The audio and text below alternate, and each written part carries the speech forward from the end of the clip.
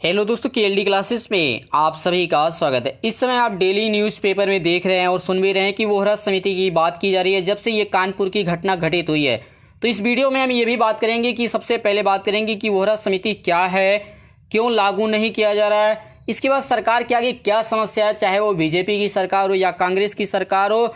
इसके साथ साथ ये भी हम बात करेंगे कि जो बड़े बड़े विशेषज्ञ हैं, चाहे वो उत्तर प्रदेश के पूर्व डीजीपी को ही ले लीजिए या पूर्व आईपीएस अधिकारी, कई और ऐसे बड़े बड़े लोग हैं जिनके बारे में बात करेंगे कि वो वोहरा समिति और कानपुर की इस घटना को किस तरह से रिलेट करके उत्तर प्रदेश सरकार के साथ साथ पूरे भारत सरकार के ऊपर भी आरोप लगा रहे हैं।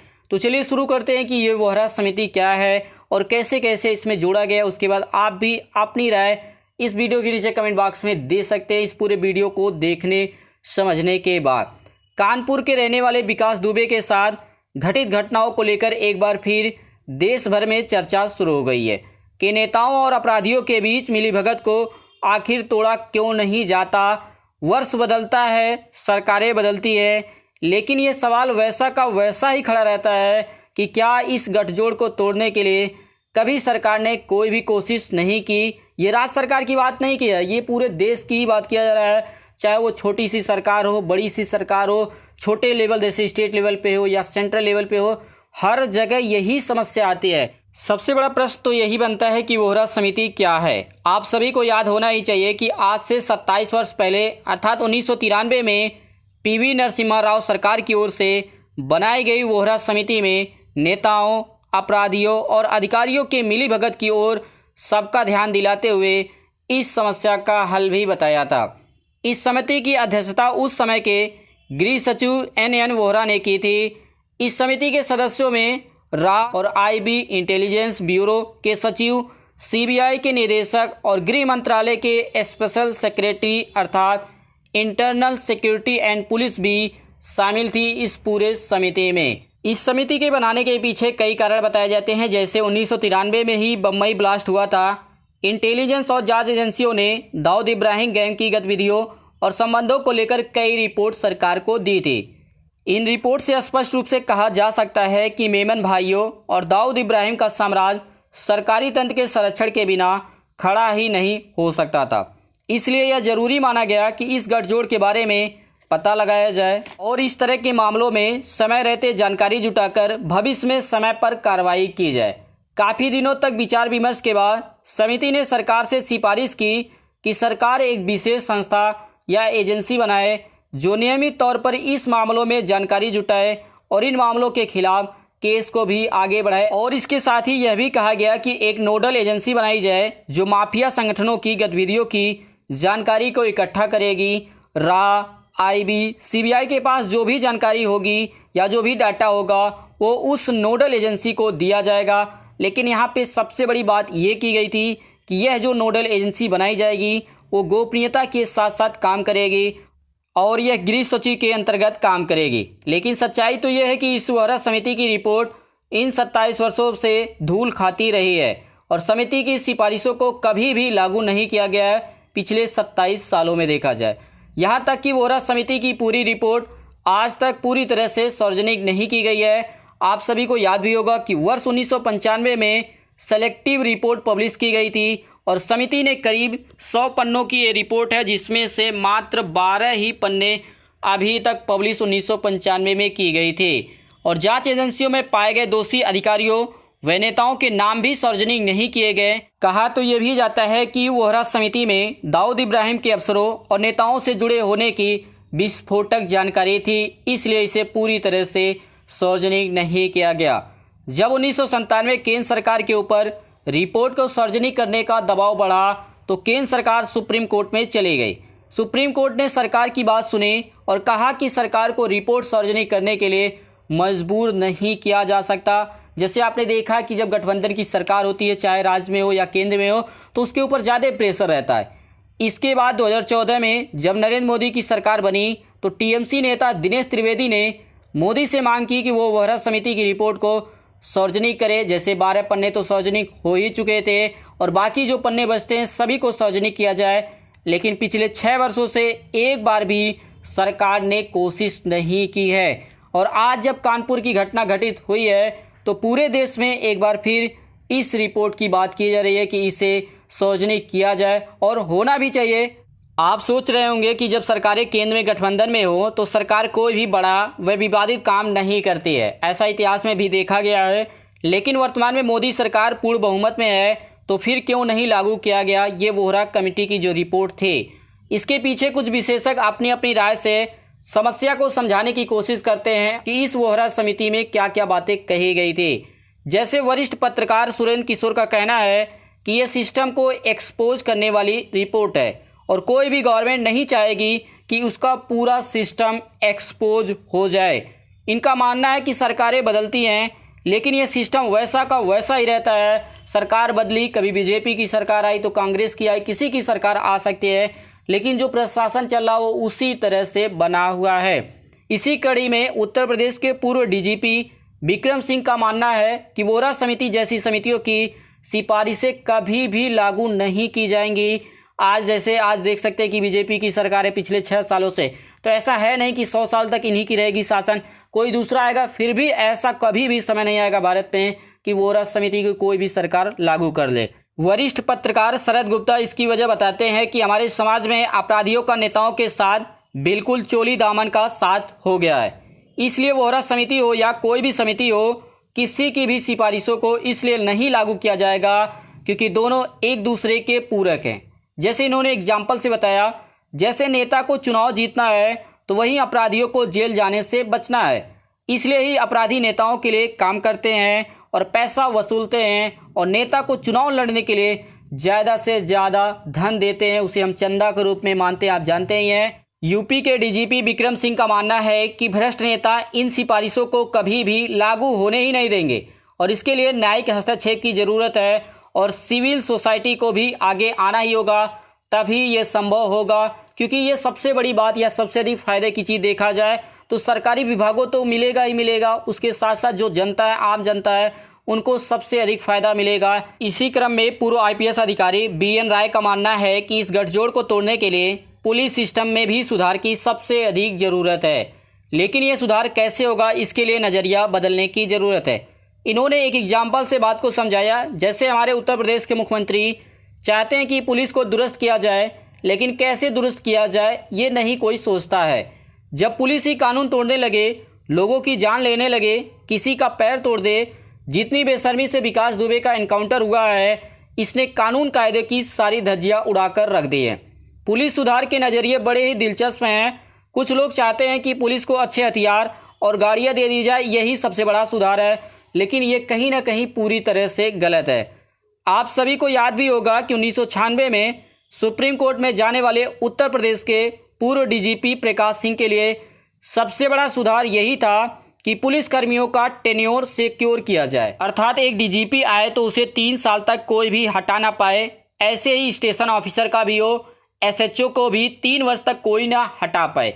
इससे अधिक फोकस तो इनका इन प्रश्नों पर था, जैसे कि 1860 में जो पुलिस बनी थी उसमें अभी तक आधारभूत बदलाव क्यों नहीं किए गए। अंग्रेजों ने खास तरह वह अपने फायदे के लिए पुलिस बनाई थी, उनको इनसे फायदा भी मिला और 1947 तक इनकी हुकूमत के बल पर ही अंग्रेज भारत में टिक पाए।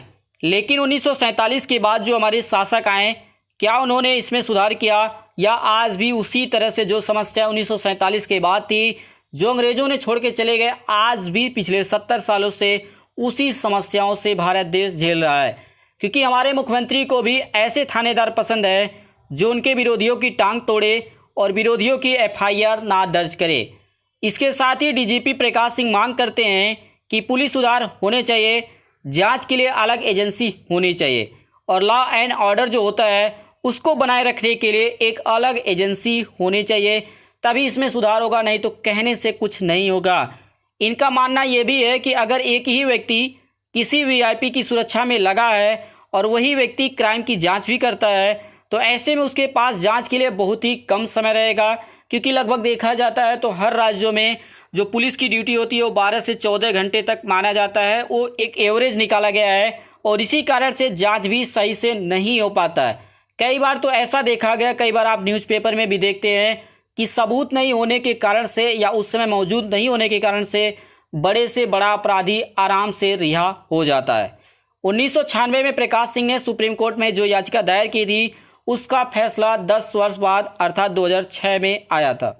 इस फैसले के कई बिंदुओं में यह भी शामिल था कि पुलिस को राजनीतिक हस्तक्षेप से अलग किया जाए, लेकिन दुख के साथ कहना पड़ रहा है कि ये बिंदु भी वोहरा समिति की सिफारिशों की तरह कभी भी लागू नहीं किए जा सके। इसी तरह वरिष्ठ पत्रकार सुरेंद्र किशोर का मानना है कि सरकारें वोहरा समिति तो बना देती हैं, लेकिन उनकी सिफारिशों को कभी भी लागू करने से बचती रहती हैं, क्योंकि उनको पता है कि अगर ऐसा हुआ तो हमारी सरकार तो गिरेगी ही गिरेगी। वरना 27 वर्ष कोई कम समय नहीं होता है। आपने देखा होगा कि जब देश में अनुच्छेद 370 को हटाया गया था तो कितना समय लगा था, मात्र 1 दिन के अंदर इसे हटाया गया था। CAA देश भर में लागू हुआ कितने दिनों में, मात्र 1 हफ्ते में लागू हुआ। तो पिछले 27 सालों से क्यों वोहरा समिति के रिपोर्ट के क्यों नहीं लागू किया जा सका? क्या देश की जनता को नहीं पता चलना चाहिए कि देश में क्या हो रहा है, किसके माध्यम से क्या गड़बड़ी हो रही है? ऐसा क्या देश की जनता को जानने का अधिकार नहीं है?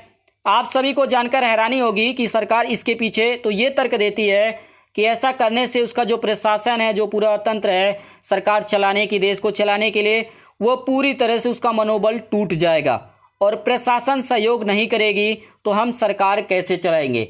लेकिन सच तो ये है कि नेताओं को तो सिर्फ अपनी कुर्सी ही दिखती है कि किसी तरह से देश कहीं पे भी जाए, कुछ भी बर्बाद हो जाए, लेकिन हमारी कुर्सी बची रहनी चाहिए। इसी क्रम में कानपुर की ताज़ा घटना को पूर्व IPS अफसर और पूर्व CIC यशोवर्धन आजाद दूसरी तरह से देखते हैं। इनके अनुसार देश में हर राज्य की पुलिस रो रही है। रोने का मतलब ये है कि वहाँ पे जो सुविधाएं हैं, जो पुलिस के पोस्ट हैं वो भी खाली हैं। उनको जो सुविधाएं हैं, जैसे हथियार की बात की गई है, गाड़ी की बात की गई है, और जो ड्यूटी की बात किया जाता है कि ओवर टाइम हमेशा करना पड़ता है, इसके कारण से हर राज्य की पुलिस परेशान है कि हमें सुधार चाहिए, लेकिन राजनीतिक और सरकारी विभागों के बड़े बड़े अधिकारी इसको इजाज़त ही नहीं देते। 2005 में प्रकाश सिंह ने पुलिस सुधार के लिए लड़ाई लड़ी थी। आज़ाद के अनुसार पुलिस के पास 3rd ग्रेड की सुविधाएं हैं, 4th ग्रेड की प्रोसिक्यूशन की सुविधाएं हैं और 6ठे दर्जे की फोरेंसिक सुविधाएं हैं। ये सब बताया गया, कुछ ऐसे एग्जाम्पल दिए गए। इतनी ही कमी नहीं बताई गई, इसके साथ साथ जो ट्रेनिंग दी जाती है वो अभी बहुत ही पुरानी व्यवस्था के अंतर्गत दिया जाता है, उसमें भी सुधार करने की बहुत ही ज़रूरत है। इसके साथ इन्होंने एक बहुत ही बड़ा खुलासा किया है। आप सभी जानते भी होंगे कि देश भर में लाखों पुलिस वाले तो ऐसे होंगे, या कहें कि जिन्होंने वर्षों से कभी फायरिंग ही नहीं की है। चाहे राज्य या गृह विभाग हो या केंद्र सरकार का पुलिस विभाग, ये सही तरीके से चलाना अपने आप में ही एक गंभीर मामला बना हुआ है। किसी को सिक्योरिटी देना या छीनने के अलावा सिफारिश पर ट्रांसफ़र करना ही इस विभाग का काम नहीं होना चाहिए। इस विभाग को चलाने के लिए एक तरह की एक्सपर्टीज चाहिए और इसके साथ ही एक इच्छा शक्ति की भी ज़रूरत होती है। सुप्रीम कोर्ट ने आदेश भी पारित किया था कि पुलिस कमिश्नर को कम से कम 2 वर्षों का टेन्योर दिया जाए, लेकिन वह तो कभी भी लागू ही नहीं हुआ। सुप्रीम कोर्ट ने कहा भी था कि थानेदार की पोस्टिंग के लिए पुलिस एस्टेब्लिशमेंट बोर्ड बनाया जाए, वो भी अभी तक नहीं बना। जब तक पुरानी व्यवस्था नहीं बदलेगी हम इन्हीं पॉइंट पर बात करते रहेंगे। भारत के जाने माने मानवाधिकार कार्यकर्ता आकार पटेल कहते हैं कि विकास दुबे एनकाउंटर में उनके मन में कोई सवाल ही नहीं है जिस तरह से ऐसी स्थिति या इस तरह से ऐसा एनकाउंटर किया गया, क्योंकि ये इसके लिए सीधे तौर पर मर्डर शब्द का इस्तेमाल करते हैं। आकार पटेल के अनुसार ये सिलसिला 1984 से चला आ रहा, ये कोई नई बात नहीं है, इसमें कोई नई बात नहीं है। मुद्दा तो ये है कि ऐसी चीज़ों को हमारे समाज ने इजाज़त दी है, कहीं और ऐसा नहीं होता। आप किसी भी देश के रूल को उठा लीजिए, रूल एंड रेगुलेशन जो होते हैं, दूसरे जगहों पर ऐसा करने से लोगों की नौकरियां तक चली जाती हैं, जेल की सज़ा तक हो जाती है। इनकी बातों पर ध्यान दिया जाए तो ऐसा करने के पीछे कई बड़े कारण हैं। जैसे पुलिस विभाग में सरकारें, चाहे वो राज्य सरकार हो या केंद्र सरकार, ने निवेश ही नहीं किया है कि जिससे जो पुलिस में सुधार हो सके। इसके साथ ही फोरेंसिक एविडेंस कैसे लिए जाते हैं, ये तो हमारे देश में ठीक से होता ही नहीं है। चाहे DNA टेस्टिंग की बात हो या फिजिकल क्राइम या दूसरे तरह की जो साइबर क्राइम इस समय बढ़ चुके हैं, हर देश परेशान है, वह भी इनको लेने के लिए या सही से जांच करने का तरीका सिखाया ही नहीं जाता है। देश में इस मामलों के लिए कोई एक्सपर्ट ही नहीं है और ना ही सरकार की इच्छा है इसमें पैसा लगाने की। भारत में पुलिस को डंडेबाजी का काम मान लिया गया है, जबकि जांच व फोरेंसिक साक्ष्य जमा करना पुलिस कार्रवाई का महत्वपूर्ण हिस्सा माना जाता है। और ये पूरे सिस्टम का फेलियर है। ये सिर्फ पुलिस विभाग की नहीं, ये पूरे जो प्रशासन है भारत में, आप किसी भी बड़े विभाग का नाम ले लीजिए, वो पूरी तरह से उसका फेलियर माना जाएगा।